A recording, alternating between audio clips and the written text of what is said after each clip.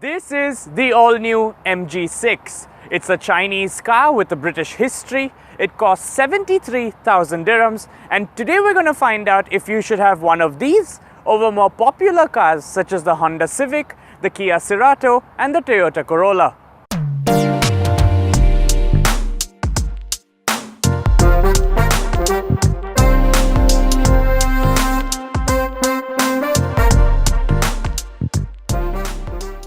Now the MG6 has taken inspiration from a lot of other cars. The front end, especially around the headlamps and the grille, resembles a Mazda.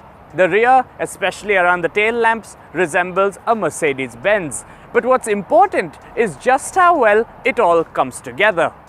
The MG6's fastback design is a welcome change to the segment. Its 18-inch alloys fill the wheel wells nicely, and its bright racing red color definitely helps it stand out against its lesser exciting Japanese and Korean rivals.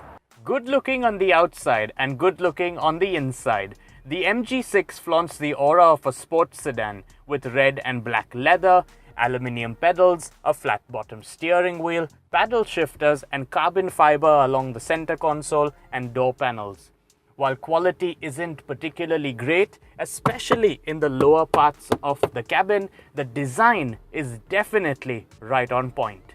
Better equipped than most of its mainstream rivals, the MG6 is armed with a long list of comfort and safety features, just some of which include a 6-way power-adjustable driver's seat, a 4-way adjustable passenger seat, dual-zone climate control, and a cooled center storage box. The MG6's 5-star C-NCAP safety rating is complemented by a rigid body structure and features such as a tire pressure monitoring system, ISO fixed points, a rear camera, push-button ignition, cruise control, speed limiter, and numerous airbags. On the entertainment and tech side of things, there's a nice digital display that gets embedded in the instrument cluster and an 8-inch infotainment screen that gets paired to a 6-speaker audio system. What's interesting is that while there is Apple CarPlay, MG have omitted Android Auto. And if you're wondering why they'd do such a thing, remember that Android is owned by Google and Google is blocked in China. From a rear seat passenger's perspective, things are good but could be better. There are rear AC vents, patches of leather on the door panels, and though headroom and legroom are enough, they aren't as much as its rivals have to offer. In fact, at 424 litres, the boot space of the MG6 is also the least when compared to the C trio, the Cerato, the Corolla and the Civic, but accessing it is the easiest.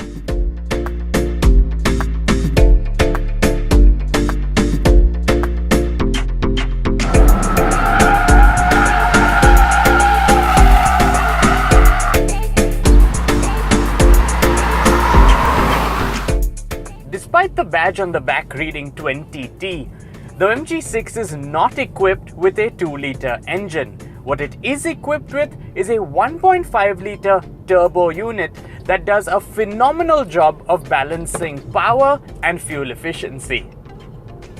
Pushing 167 horsepower and 250 Nm of torque through a 7-speed dual-clutch transmission, it can hit 100 km per hour in just over 7 seconds and can also average just 5.8 litres for every 100 kilometers. To put into perspective, that makes the MG6 more powerful and efficient than its Japanese and Korean rivals. Also worth highlighting is the insulation when driving at city speeds, making the MG6 feel like a significantly pricier car.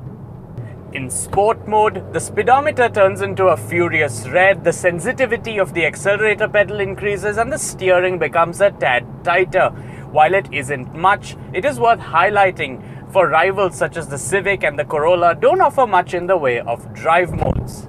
Having said that, there is something strange that happens when driving the MG6 in sport mode. You accelerate up to a certain speed, you take your foot off the accelerator pedal and it continues to accelerate at that same rate for a few seconds before realizing that you're no longer on the accelerator pedal. It's different and definitely needs some getting used to. Chinese cars are fast improving, and there's no denying it. Their designs are becoming nicer, their technology is becoming better, and the MG6 at 73,000 dirhams is no exception to that rule. The only speed breaker in the MG6's road to success is the fact that better established rivals such as the Kia Cerato and the Honda Civic are just around the corner at 78,000 and 84,000 dirhams respectively. Thanks for watching.